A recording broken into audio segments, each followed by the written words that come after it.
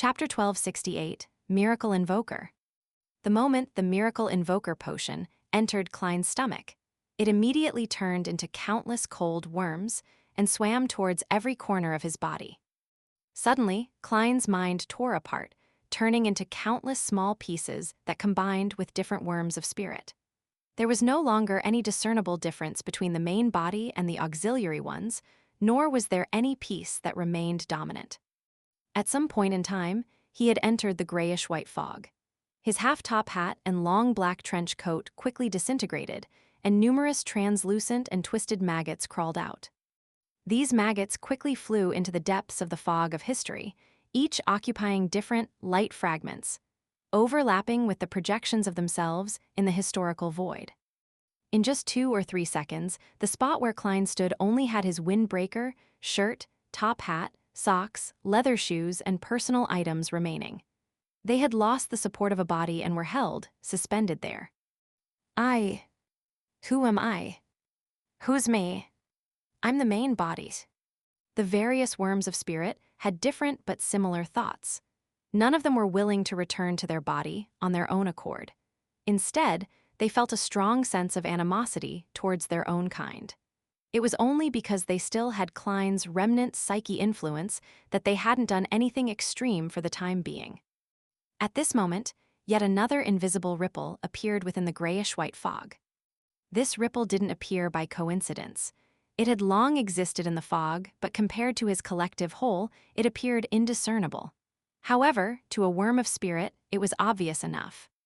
It came from a portion of history that appeared in the present era. It symbolized the fragments of light from the end of the second epoch and portions of the third epoch. They symbolized the 2,000 years that the city of silver had persisted in the darkness. This forgotten history had a certain clash with the present era.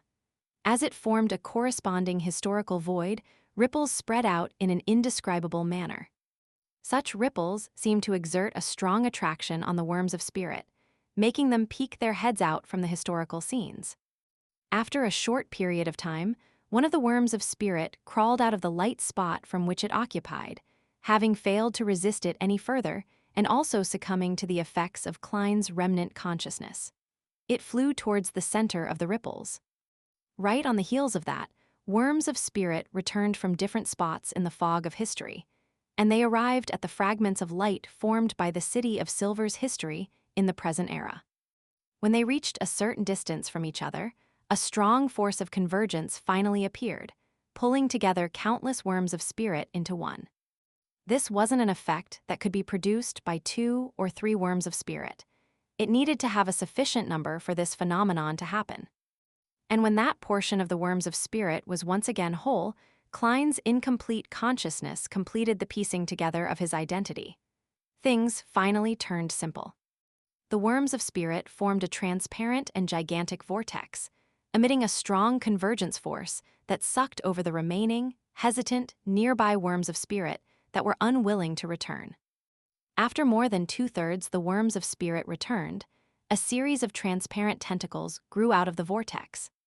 They extended towards the second epoch, the first epoch, and even the prehistoric city of an earlier time. They grabbed the last batch of worms of spirit, one after another, and stuffed them back into the vortex.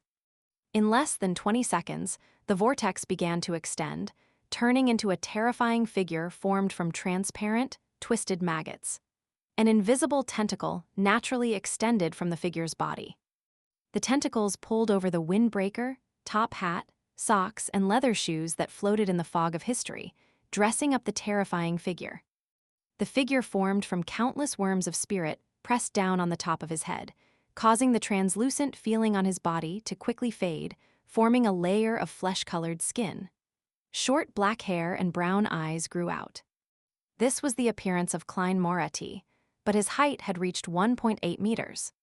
With great difficulty, he finally regained consciousness. Before Klein, who had made his soul body whole again, could analyze his present state, he felt 2 abnormalities. One was from the beyonder characteristic that fused with his body.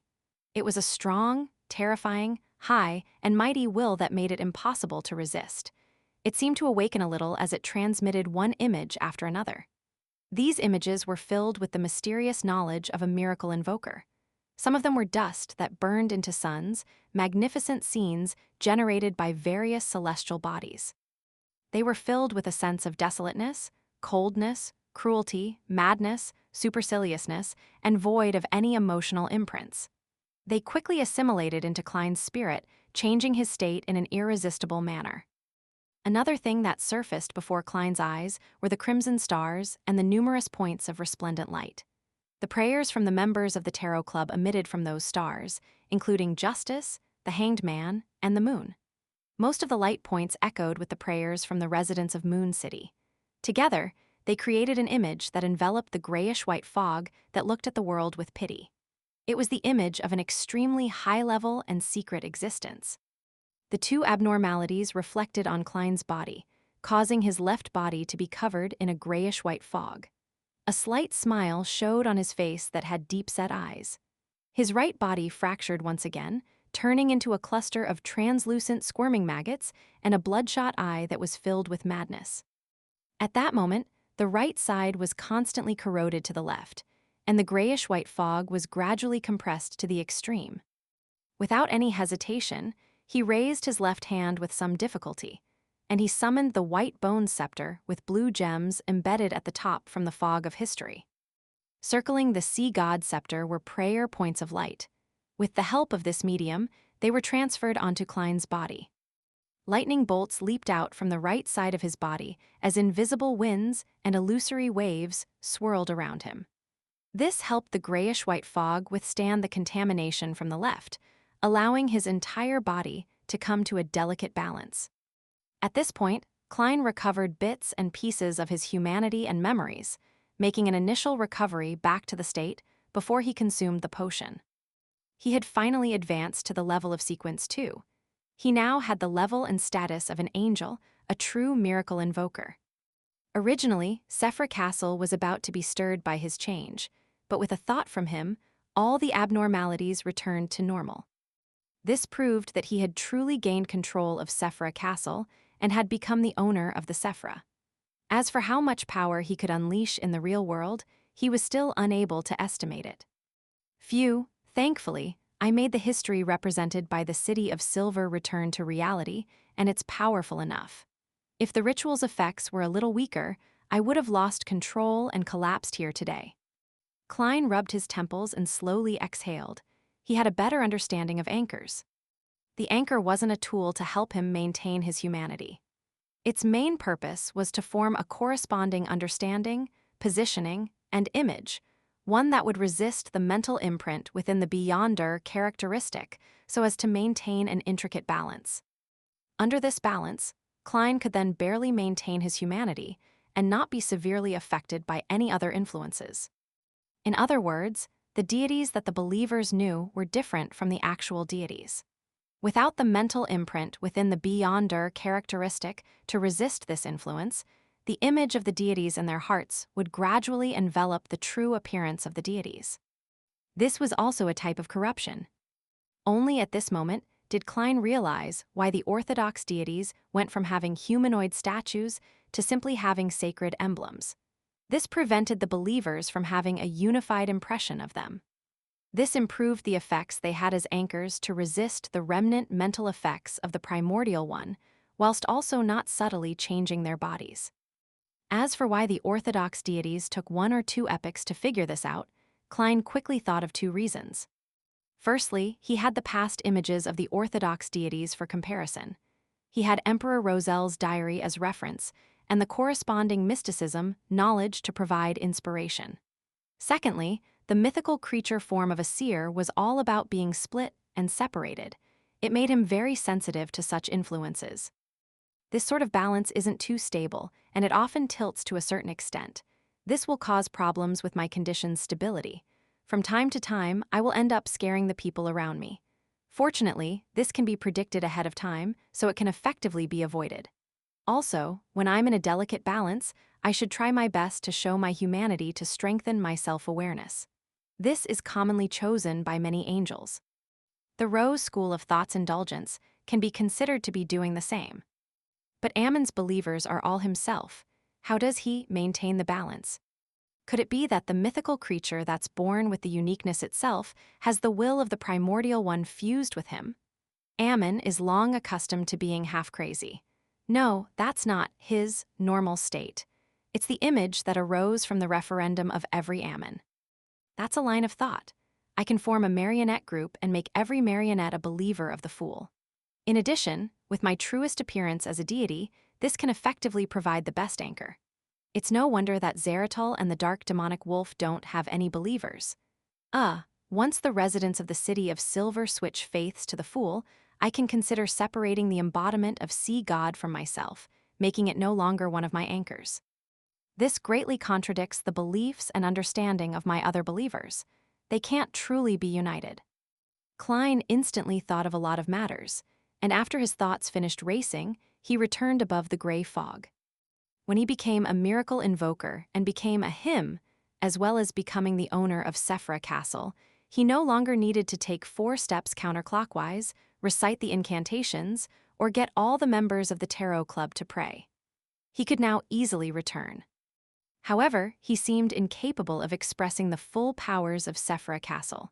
He could only enter with his spirit body, unable to bring his physical body along. After sitting in the seat belonging to the fool, Klein wasn't in a rush to check on the changes in Sephra Castle. He first confirmed his advancement and digested the mysticism knowledge he had just obtained. Yes, the beyonder powers of a miracle invoker come from 2 different aspects. One is the greater utilization of the fog of history, and the other is the newly enhanced core power of wishes. The improved utilization of the fog of history includes several abilities. 1, using the help of past worms of spirit to revive myself, but it will be ineffective after 4 times. I've already used it 3 times, so I can only revive 1 more time as a miracle invoker. Once I advance to an attendant of mysteries, there should be a corresponding increase in this number. 2, I am able to exert some influence on the future, causing the probability of certain things to increase or shrink to a certain extent. It's equivalent to interfering with the fate of the target. I'm finally wielding good luck. However, this aspect is still different from the die of probability. 3, summoning from the historical void is no longer limited to just items. It can be extended to certain scenes I'm familiar with. Yes, the total number of items and scenes I can summon now is 9, but only 3 of them can be at the angel level. Wishes already make it a standard deity's ability, but it's a little strange. Only by fulfilling someone's wish can I fulfill my own wish. A small wish has to be granted before a bigger wish can be gradually granted.